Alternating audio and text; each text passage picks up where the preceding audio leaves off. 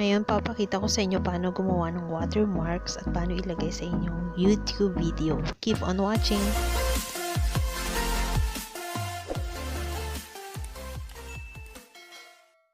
Open nyo yung browser.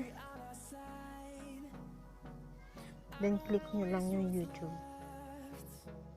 Ida-direct na kayo sa page ni YouTube. Tapos, magsa-sign in lang kayo dyan.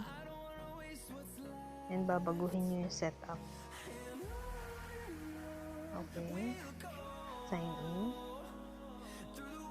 Lagyan yung email and password nyo. Then next lang ng next.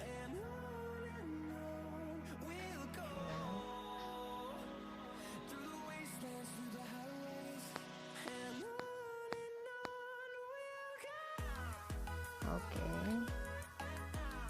Punta kayo sa ano nyo, sa account nyo yan. And then desktop setup. Dito lang yan sa browser nyo magagawa. Hindi nyo yung magagawa sa YouTube Studio application. Click nyo lang yung Creator Studio. Yan.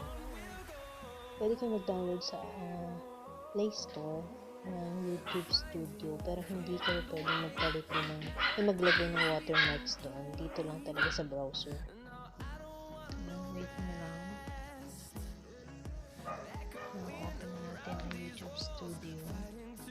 Meron dyang pagpipilian, get the app or continue studio. Dun tayo sa continue studio.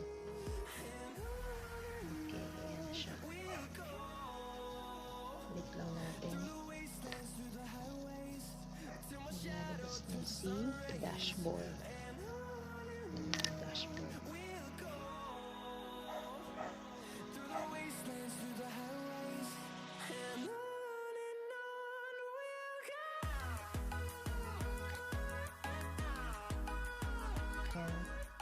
Pindutin nyo lang yan, setting. Pagka-open ng setting, lalabas na dyan. Ang dali, diba? 2 minutes lang siguro magagawa nyo ito. Depende sa signal nyo. Okay. Ayan. So, diba? Doon tayo sa channel. Kasi yun lang yung kailangan natin ngayon. Channel lang tayo. Yung ibang mga ano dyan. Saka na yan. Dito lang tayo sa branding.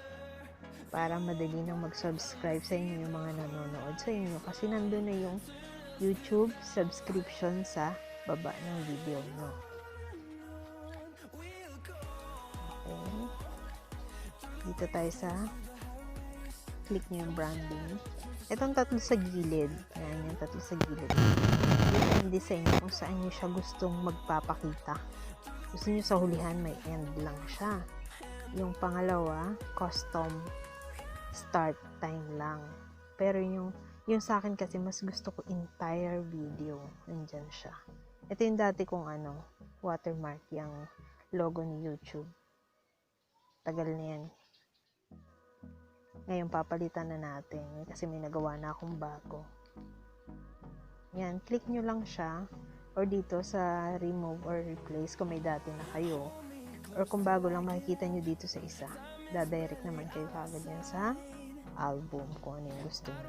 And then, yan na. Ang bilis, diba? Bilis. Then, save nyo lang. Save nyo lang ulit siya. Mas papakita ko sa inyo kung ano magiging tsura pag bago pa lang kayo maglalagay. Ganyan. Wala pa talaga. Dapat yung size lang ng picture nyo is 1 MB. Tapos yung format niya is PNG and GIF. Ano lang dapat. Tapos yan. Basta kung saan nyo gusto siyang ilagay. Kung sa start of the video, tapos end of the video or entire video. Pero para sa akin, mas gusto ko entire video. Then save nyo lang. Okay na? O diba? Sa browser nyo lang siya pwedeng gawin. Kung may laptop kayo, di mas maganda. Pero kung mobile lang, talagang sa browser nyo lang siya kailangan gawin. Hindi man sa YouTube Studio apps. Okay? Thank you for watching, guys. Please subscribe.